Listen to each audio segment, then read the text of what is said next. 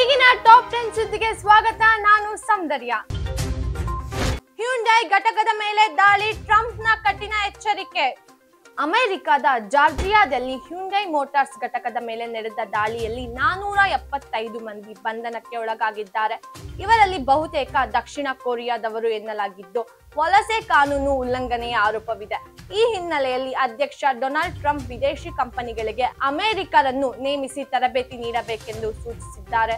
ಸುಮಾರು ಬಿಲಿಯನ್ ಹೂಡಿಕೆ ಸಂಬಂಧ ಅಮೆರಿಕ, ದಕ್ಷಿಣ ಕೊರಿಯಾ ನಡುವೆ ಈಗಾಗಲೇ ಒತ್ತಡದ ವಾತಾವರಣವಿದೆ. ಸನ್ರೂಫ್ ಕಾರಿನಲ್ಲಿ ನಿಂತ ಬಾಲಕನಿಗೆ ಗಂಭೀರ ಗಾಯ. ಬೆಂಗಳೂರಿನ ವಿದ್ಯಾರಣ್ಯಪುರದಲ್ಲಿ ಸನ್ರೂಫ್ ಕಾರಿನಲ್ಲಿ ನಿಂತಿದ್ದ ಬಾಲಕನ ತಲೆಗೆ ರಸ್ತೆ ಮೇಲಿನ ಕಬ್ಬಿಣದ ಬಾರ್ ಡಿಕ್ಕಿ ಹೊಡೆದು ಗಂಭೀರ ಗಾಯವಾಗಿದೆ. ಚಾಲಕ ರಸ್ತೆ ಮೇಲೆ ಇದ್ದ ಎತ್ತರದ ಅಡೆತಡೆ ಗಮನಿಸದ ಕಾರಣ ಈ ಅಪಘಾತ ಸಂಭವಿಸಿದೆ. ಘಟನೆಯ ದೃಶ್ಯ ಹಿಂದಿನ ಕಾರಿನ ಡ್ಯಾಶ್ ಕ್ಯಾಮ್ನಲ್ಲಿ ಸೆರೆಯಾಗಿದೆ. ಈ ಘಟನೆಯಿಂದ ಪೋಷಕರು ಸನ್ರೂಫ್ ಕಾರು ಬಳಸುವ ವೇಳೆ ಹೆಚ್ಚಿನ ಎಚ್ಚರಿಕೆ ವಹಿಸುವುದು ಅಗತ್ಯವಿದೆ. ಹುಟ್ಟು ಹಬ್ಬದಂದೇ ಯುವತಿಯ ಮೇಲೆ ಸಾಮೂಹಿಕ ಅತ್ಯಾಚಾರ. ಕೋಲ್ಕತ್ತಾದ ರಿಜೆಂಟ್ ಪಾರ್ಕ್ ನಲ್ಲಿ 20 ವರ್ಷದ ಯುವತಿ ತನ್ನ ಹುಟ್ಟುಹಬ್ಬದಂದು ಇಬ್ಬರಿಂದ ಸಾಮೂಹಿಕ ಅತ್ಯಾಚಾರಕ್ಕೊಳಗಾದ ದಾರುಣ ಘಟನೆ ವರದಿಯಾಗಿದೆ. ಸ್ನೇಹಿತನಾದ ಚಂದನ್ ಮತ್ತು ದೀಪ್ ಆಕೆಯನ್ನು ಪಾರ್ಟಿ ನೆಪದಲ್ಲಿ ಮನೆಗೆ ಕರೆದುಕೊಂಡು ಹೋಗಿ ಈ ಕೃತ್ಯ ಎಸಗಿದ್ದಾರೆ. ಸಂತ್ರಸ್ತೆ ಮರುದಿನ ತಪ್ಪಿಸಿಕೊಳ್ಳುವಲ್ಲಿ ಯಶಸ್ವಿಯಾಗಿ ಪೊಲೀಸ್ ಠಾಣೆಯಲ್ಲಿ ಎಫ್ಐಆರ್ ದಾಖಲಿಸಿದ್ದಾರೆ. ದೀಪ್ ಸರ್ಕಾರಿ ನೌಕರನಾಗಿದ್ದು, ಇಬ್ಬರು ಆರೋಪಿಗಳು ನಾಪತ್ತೆಯಾಗಿದ್ದಾರೆ. ಸೂಪ್ರಮ್ ಸೋ OTT ರಿಲೀಸ್ ದಿನಾಂಕ ಬಹಿರಂಗ. ಕನ್ನಡದ ಬಹುಚರ್ಚಿತ ಸಿನಿಮಾ ಸೂಪ್ರಮ್ ಸೋ 45 ದಿನಗಳ ನಂತರವೂ 122 ಕೋಟಿ ರು ಕಲೆಕ್ಷನ್ ಮಾಡಿದೆ. ಸೆಪ್ಟೆಂಬರ್ 9ರಂದು ಜಿಯೋ ಹಾಟ್ಸ್ಟಾರ್ ನಲ್ಲಿ OTT ಬಿಡುಗಡೆಗೆ ರೆಡಿಯಾಗಿದೆ. ರಾಜ್ ಬಿ ಶೆಟ್ಟಿ ನಿರ್ಮಿತ ಈ ಚಿತ್ರವು ತೆಲುಗು, ಮಲಯಾಳಂ ಸೇರಿದಂತೆ ವಿವಿಧ ಭಾಷೆಗಳಲ್ಲಿ ಸಹ ಉತ್ತಮ ಬಾಕ್ಸ್ ಆಫೀಸ್ ಪ್ರದರ್ಶನ ನೀಡಿದೆ. ಸಣ್ಣ ಬಜೆಟ್ನ ಈ ಚಿತ್ರ ಇತ್ತೀಚಿನ ವರ್ಷಗಳಲ್ಲಿ ಈ ಮಟ್ಟದ ಯಶಸ್ಸು ಸಾಧಿಸಿರುವುದು ಅಪರೂಪ. ಜೈಲಿನಲ್ಲಿ ಸಂಜಯ್ ದತ್ಗೆ ಸಿಕ್ಕಿದೆ ವೇತನ. ನಟ ಸಂಜಯ್ ದತ್ ತಮ್ಮ ಜೈಲಿನ ಅನುಭವಗಳ ಬಗ್ಗೆ ಬಹಿರಂಗಪಡಿಸಿದ್ದು, ಆ ಸಮಯದಲ್ಲಿ ಅವರು ನಾಟಕ ನಿರ್ವಹಣೆ, ರೇಡಿಯೋ ಕಾರ್ಯಕ್ರಮ, ಕುರ್ಚಿ ಹಾಗೂ ಪೇಪರ್ ಬ್ಯಾಗ್ ತಯಾರಿಕೆ ಕೆಲಸಗಳ ಮೂಲಕ 38,000 ರು ಗಳಿಸಿದ್ದಾರೆ. ಈ ಹಣದಿಂದ ದಿನನಿತ್ಯದ ಅಗತ್ಯ ವಸ್ತುಗಳನ್ನು ಖರೀದಿಸಿ ಕೊನೆಗೆ 450 ರು ಮಾತ್ರ ಉಳಿಸಿಕೊಂಡಿದ್ದರು.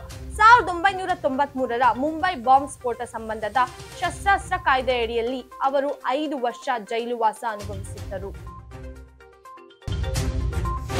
ಏಷ್ಯಾ ಕಪ್ ಇತಿಹಾಸ ಮತ್ತು 2025ರ ಟೂರ್ನಿ ವಿವರ. ಮೊದಲ ಏಷ್ಯಾ ಕಪ್ 1984ರಲ್ಲಿ ನಡೆದಿದ್ದು, ಭಾರತ, ಪಾಕಿಸ್ತಾನ ಮತ್ತು ಶ್ರೀಲಂಕಾ ಮಾತ್ರ ಭಾಗವಹಿಸಿದ್ದವು. ಭಾರತ 2 ಪಂದ್ಯಗಳಲ್ಲೂ ಗೆದ್ದು ಮೊದಲ ಪ್ರಶಸ್ತಿ ಗೆದ್ದಿತ್ತು. 2025ರ ಏಷ್ಯಾ ಕಪ್ UAE ನಲ್ಲಿ ನಡೆಯಲಿದೆ. ಭಾರತ ಆತಿಥೇಯ ಹಕ್ಕು ಪಡೆದುಕೊಂಡಿದೆ. ಈ ಬಾರಿ ಒಟ್ಟು 8 ತಂಡಗಳು ಟೂರ್ನಿಯಲ್ಲಿ ಸ್ಪರ್ಧಿಸುತ್ತಿವೆ ಮತ್ತು ಟೀಮ್ ಇಂಡಿಯಾ ಶಕ್ತಿಮತೆಯೊಂದಿಗೆ ಟೂರ್ನಿಗೆ ಸಜ್ಜಾಗಿದೆ.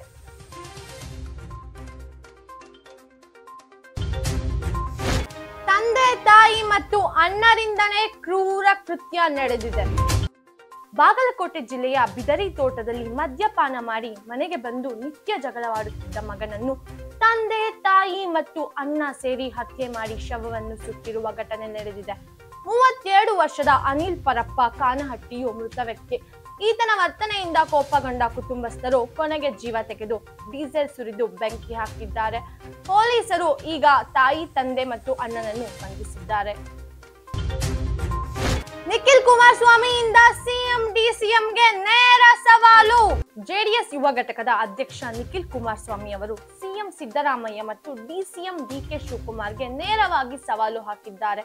ನೀವು ಪ್ರಾದೇಶಿಕ ಪಕ್ಷ ಕಟ್ಟಿಕೊಂಡು 1-2 ಸೀಟು ಗೆದ್ದು ತೋರಿಸಿ ಎಂದು ಅವರು ಹೇಳಿಕೆ ನೀಡಿದ್ದಾರೆ.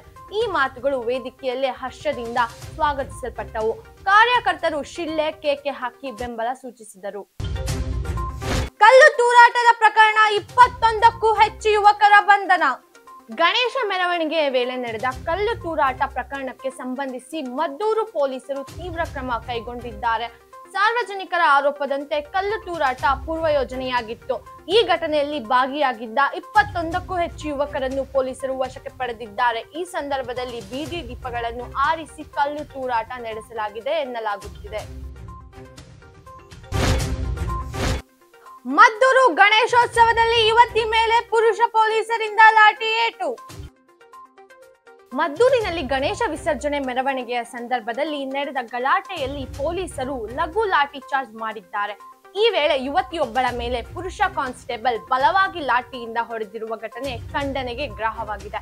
ಯುವತಿ ಓಡುತ್ತಿದ್ದರೂ ಕಾನ್ಸ್ಟೇಬಲ್ ಹಿಂಬಾಲಿಸಿ ಲಾಠಿಯಿಂದ ಹೊಡೆದಿದ್ದಾರೆ.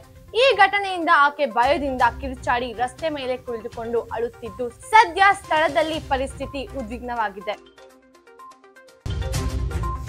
ಇದಾಗಿತ್ತು ಈ ಕ್ಷಣದ ಟಾಪ್ 10 ಸುದ್ದಿಗಳು. ಇನ್ನಷ್ಟು ಸುದ್ದಿಗಾಗಿ ನೋಡ್ತಾ ಇರಿ ಕರುನಾಡು ಟಿವಿ. ಸಾಟಿ ಇಲ್ಲದ ಸುದ್ದಿ ನಮ್ಮ ಗುರಿ. ಇನ್ನು ನಮ್ಮ ಚಾನೆಲ್ ನ ಸಬ್ಸ್ಕ್ರೈಬ್ ಆಗಿಲ್ಲ ಅಂದ್ರೆ ಕೂಡಲೇ ಸಬ್ಸ್ಕ್ರೈಬ್ ಮಾಡಿ, ಪಕ್ಕದಲ್ಲೇ ಇರುವ ಐಕಾನ್ ಕ್ಲಿಕ್ ಮಾಡಿ ಹಾಗೂ ಲೈಕ್ ಮಾಡಿ. ಶೇರ್ ಮಾಡೋದು ಮಾತ್ರ ಮರಿಬೇಡಿ.